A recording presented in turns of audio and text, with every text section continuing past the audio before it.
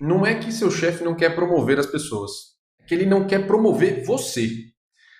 Uma coisa muito básica que costuma ser ignorada pelos funcionários, pelos profissionais, é que existe um negócio nas empresas que chama plano de sucessão. Dependendo da posição da pessoa, no nível da empresa, existe uma próxima pessoa que vai ocupar aquela posição caso a pessoa que esteja na função atual saia. Porque você não pode ter um negócio que a gente chama de disrupção, né? Essa palavra eu acho que nem existe em português, mas ela, enfim, nós estamos aportuguesando o negócio aqui.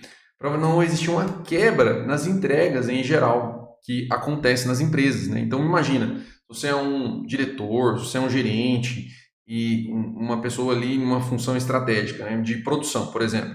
Se essa pessoa sai e não tem ninguém para ocupar a função dela, você causa realmente uma quebra e as pessoas podem ficar perdidas. Então, existe um negócio que chama plano de sucessão. E o seu chefe, ele vai precisar, ou você é um líder hoje, você precisa de ter uma pessoa ali que vai ocupar a sua posição, ou você precisa ser essa pessoa que vai ocupar a posição do seu chefe. Então, vamos lá. Aí a pergunta que pode surgir agora, né? Mas para eu ser promovido, eu tenho que ocupar o lugar do meu chefe? Aí a resposta é não. Você não precisa realmente ser a pessoa que vai ocupar o lugar do seu chefe. Mas você pode e deveria ser uma escolha. Por exemplo, vamos supor que eu trabalho com mais uma pessoa e a gente reporta para um líder. Vamos chamar ele, sei lá, de Cláudio. Então, o Cláudio é o nosso chefe. Então, eu tenho o Paulo, que é o meu colega de trabalho, e eu sou o Gil. E aí, eu e o Paulo podemos ser uma escolha para o plano de sucessão. Mas hoje, o Paulo é a escolha correta, é a escolha que está ali. É um exemplo. Então, só que eu posso ser uma opção, porque vai que o Paulo sai. Ou seja, eu sou a próxima opção. Ou eu posso entregar mais e ficar no lugar do Paulo. Só que isso precisa ser conversado, obviamente, com o líder. Né? Isso precisa ser trabalhado, entender se existem essas possibilidades. Porque quando você chega num nível muito mais elevado na empresa, você começa a ter que pensar nesse tipo de coisa, no plano de sucessão. Quem é a pessoa que, se eu sair de férias, vai ocupar o meu lugar e não teremos disrupção no processo? Isso precisa estar bem claro, tá bom? O que acontece é que as pessoas não entram muito nessa situação. Elas simplesmente deixam as coisas em aberto. Inclusive, para uma pessoa que é um líder que quer subir. Às vezes ele não tem um plano de sucessão específico e aí ele fica travado, porque para o chefe desse líder, tirar ele dali vai ser um problemaço, porque não tem ninguém para ocupar o lugar dele, entende? Então, você vê que é um ecossistema, né? Então, assim, ó, vamos lá. Quando a gente olha para ralé, brincadeira, né? Mas o pessoal chama aí, é o baixo clero da empresa, né? Que são ali os analistas, coordenadores, supervisores. O que é isso? São pessoas com cargos mais operacionais, né? Com não muita responsabilidade, não é um gerente, né? Então isso depende da configuração onde você está. E hoje o pessoal misturou muito essas funções. Tem gerente júnior, tem gerente. Eu não entendo o que é gerente júnior. O que é isso? É um gerente que acabou de ser promovido? O gerente por si só ele já tem que ter uma experiência maior, ele já tem que ser uma pessoa graduada. Então, você chamar um cara de gerente júnior, sei lá, dá uma importância para um cara que, ou para uma pessoa, uma mulher que não tem essa importância, mas ele se sente importante, tipo isso, entende? Então, a função gerente, tudo. Eu não vou entrar nesse detalhe porque existem bandas, né? Então você tem a banda inicial e a banda final, mas não vou entrar nesse detalhe. O ponto é, existem funções que são de baixa responsabilidade, e aí acaba que não tem necessariamente um plano de sucessão mesmo. Tem pessoas que podem ocupar aquela função. Normalmente o que você tem? Você tem um analista sênior que a próxima função dele é o coordenador. Então, se ele tem um coordenador, o analista sênior ele normalmente é a primeira escolha para ser o coordenador. Tanto que quando o coordenador sai de férias, os caras colocam o analista sênior para cobrir as férias. Mesma coisa com o supervisor. Então, você não tem necessariamente uma disrupção. Porém, os gerentes dos supervisores, aí sim. Aí o supervisor ele já tem ali uma pessoa para ocupar a função de gerente. Por quê? Se o gerente sai, aí começa a talvez virar uma bagunça, porque você perde ali o poder, talvez, de tomada de decisão mais rápida, porque essas pessoas não tomam decisões que sejam mais complexas, tanto de investimento ou de contratação e demissão, entende? Então, por isso que é importante você olhar para essa questão do plano de sucessão, entender se existe esse plano ou se não existe de fato e o que pode ser feito para ser construído. Numa conversa de desenvolvimento com o seu chefe, se for o caso, você está buscando uma promoção, independente da função que você trabalha hoje, você pode tocar nesse assunto, né? Conversar sobre promoções, como que funcionam as promoções, se existe plano de sucessão na empresa, quais são os resultados para você caminhar para poder ter não para poder ter, mas para ser uma possível escolha no plano de sucessão, se você quiser ocupar o cargo do seu chefe. Se você não quiser, aí a conversa muda, tá bom? A conversa muda um pouco. Porque agora você precisa da ajuda do seu chefe para que você saia da área, de fato, mas que uma pessoa possa ocupar o seu lugar. É como se fosse um plano de sucessão, porque para o seu chefe você é importante, e se você sair, pode ser que cause algum problema para ele, até que ele consiga encontrar uma pessoa que consiga treinar, consiga saber todos os processos que você sabe, tenha a senioridade que você tem. Então, se você não tem como repor essa sua função, as pessoas não conseguem chegar ali e fazer o que você faz. Não precisa ser tão bem quanto, mas pode ser razoavelmente bem, você nunca vai sair do lugar.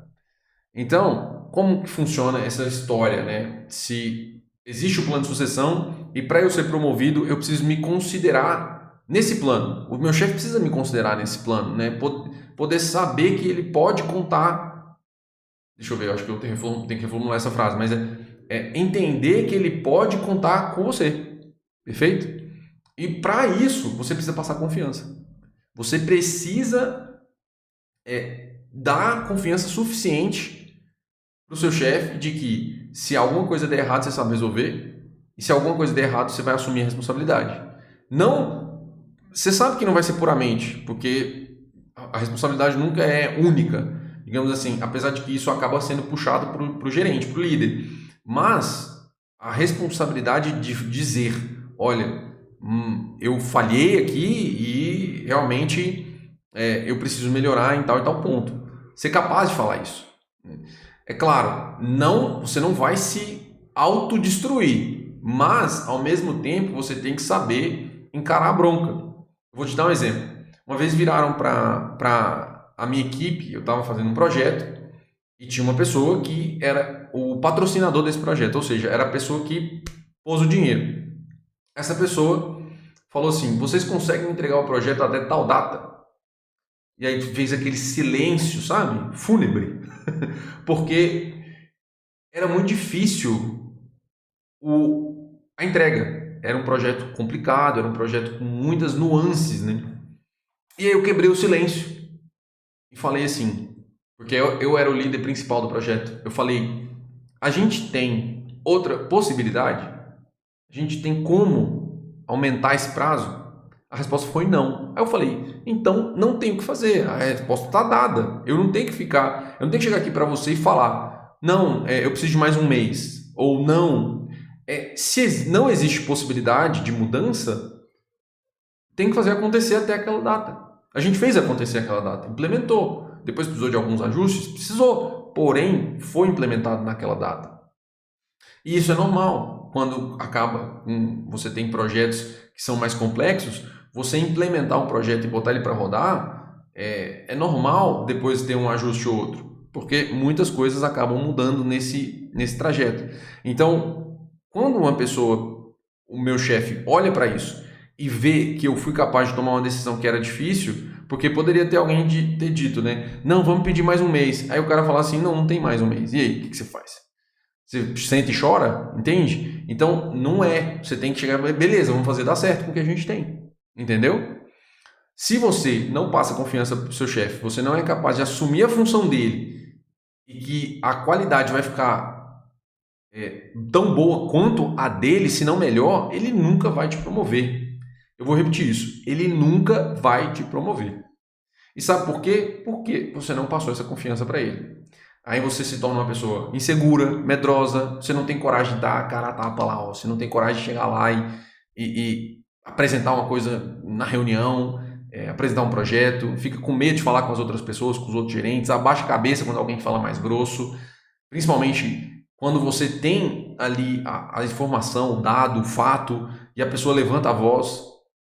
Eu uma vez enfrentei um gerente, eu era um analista novinho, e o gerente começou a falar um negócio lá e eu falei para ele, assim, se a sua equipe não é responsável pela qualidade, o que vocês estão fazendo então? Porque a função da equipe dele era de qualidade. E eu estava dando para ele as informações concretas e ele não estava acreditando. Como é que faz? Tem que ir lá e peitar o cara. Tem que ir lá. A verdade está na minha mão. Eu não tenho que ter medo, entende? É claro, no sentido, você não vai peitar o cara sei lá, de ser agressivo, mas você vai peitar a pessoa com respeito, né? O cara, ou a mulher, o gerente que seja. Então, é por isso que o gerente não quer te promover, cara. Porque você é uma pessoa fraca. Basicamente é isso. Se você demonstra fraqueza, o gerente não vai te promover, seu chefe não vai te promover. Você não se posiciona e acha que um milagre vai acontecer. A promoção vai vir. Pronto, você está promovido amanhã. Não é assim que acontece, gente. Não é. Não pense, não se iluda que é assim que acontece. Se você quiser um passo a passo para ser promovido, eu tenho um vídeo nesse canal que eu falo exatamente tudo que você precisa saber sobre isso. Como você constrói um caminho rumo à sua promoção. Eu vou deixar o link aqui na descrição para você assistir depois desse vídeo aqui. Eu falei, né? Pode ser que você, sei lá, você seja promovido ao acaso? Pode. Né? Inclusive, a maioria dos supervisores, eles são promovidos ao acaso. Uma grande parcela, vai. Porque eles estão no lugar certo, na hora certa. E as pessoas elas acabam sendo promovidas por conveniência. Muitos analistas que já atuavam como supervisores, quando surge o cargo, às vezes porque um supervisor saiu, o gerente não estava esperando que aquele supervisor fosse sair, aí ele pega o primeiro analista sênior lá e fala assim, não, você vai ocupar esse cargo aqui, porque ele já era na prática. As pessoas já enxergavam ele na prática, ele só estava assumindo uma função que ele já era. Isso acontece, sim, com muita frequência. E aí, quando não é assim, ou a partir do momento que você virou um supervisor, aí se torna um jogo de política, que eu chamo carinhosamente de diplomacia corporativa.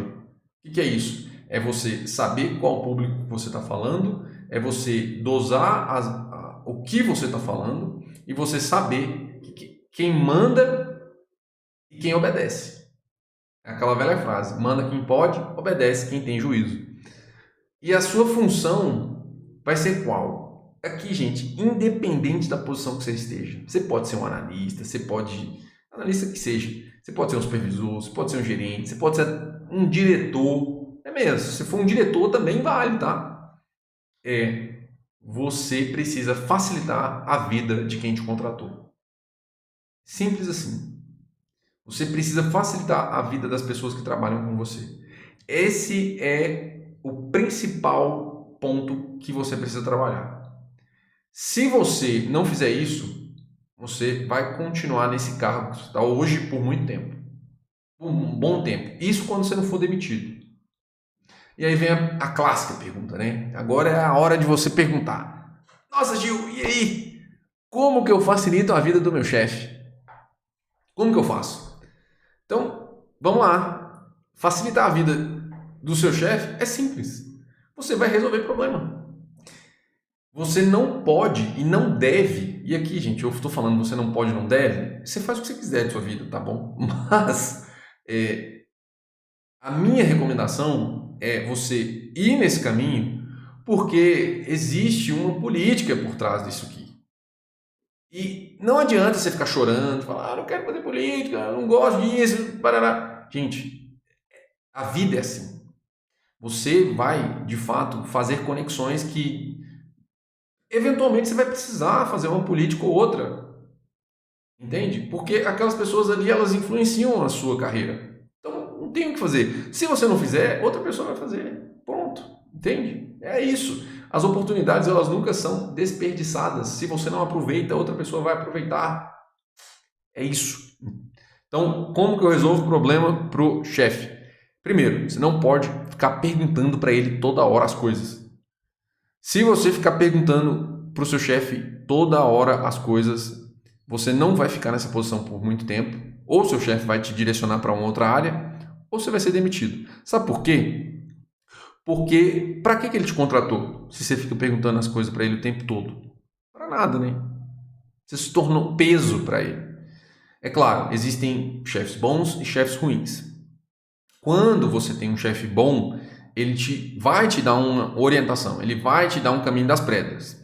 Uma vez que ele deu esse caminho para você, pronto, você vai atrás. Você só vai perguntar para o seu chefe quando você bate na parede. Eu vou te dar um exemplo. Eu, muitas vezes, ando em círculos na empresa. Nas empresas que eu já trabalhei também isso aconteceu. O chefe falava para eu falar com A, para eu falar com B, para eu falar com C. Aí o que acontecia? Eu falava com A, aí o A falava para eu falar com B. Aí o B falava para eu falar com C. Aí o C falava para eu falar com D. Aí o D, sabe o que ele falava? Para eu falar com A. Aí eu, pronto. Andei em círculos. E quando não era pior, o D falava para eu falar com o meu chefe. E aí, você fala, gente, entrei num deadlock, né? Um deadlock na programação é você fica rodando ali, né? Um loop infinito. Então, não fique perguntando o tempo todo para o seu chefe, a menos que você bata na parede e não saiba qual que é o próximo passo. Fala assim, olha, fiz tal coisa, mas voltei para o meu ponto de partida. Preciso da sua ajuda. Porque se você ficar dependendo do seu chefe o tempo inteiro, isso não te traz uma mensagem, não mostra uma mensagem que você é autogerenciável. Inclusive tem outro vídeo nesse canal que eu falo sobre a habilidade de ser autogerenciável. Essa é uma habilidade extremamente desejada pelas pessoas e pela liderança. Se você não é uma pessoa autogerenciável, você precisa ser. Se você quiser ser promovido, eu vou deixar o link aqui na descrição do vídeo também para você assistir depois. Então, resolver problemas é encontrar o problema e propor a solução. Não uma solução, tá? Várias. Você vai buscar opções e vai expor qual que você acha mais correta. Olha, a gente tem essa e essa opção. Vamos supor que você achou só uma opção. Então, você já sabe o que fazer. Não tem alguém que decidir. Se só tem uma opção, não é mesmo? Agora, se você tem duas possibilidades, normalmente é o que acontece, você sempre tem duas possibilidades, é a de fazer e de não fazer, né? Você precisa levar isso para o seu chefe. Porque muitas vezes, o que você acha que precisa fazer, seu chefe vai falar, não mexe com isso, porque não precisa. Entende? Então, nesse momento, você está resolvendo o problema para ele. E ele, com base nas informações que ele tem, ele vai falar, não precisa. Entendeu? Porque às vezes você acha que sim, mas de acordo com a vivência dele, não precisa. Perfeito? Resolver problema do seu chefe. Buscar as possibilidades. E principalmente, né, você ter aquele senso de responsabilidade. Né? Se fosse para eu decidir, eu faria isso. Entende? Por quê? Você está se colocando no lugar do seu chefe com a decisão pronta para ser feita, que é justamente o que ele faz. Líderes e gerentes foram feitos para tomarem decisões que as pessoas, em geral, não são capazes de fazer. É isso. Entendeu? Pronto. Com isso, você começa a se tornar uma referência para ser promovido na próxima oportunidade. E se você não fizer, você já sabe, né? Outra pessoa vai fazer e vai ser promovida no seu lugar. É simples e fácil. Se esse conteúdo te serviu para alguma coisa, já se inscreve no canal, ative as notificações. Toda semana eu estou aqui compartilhando maneiras para que você possa buscar sua tão desejada promoção. Nos vemos no próximo vídeo.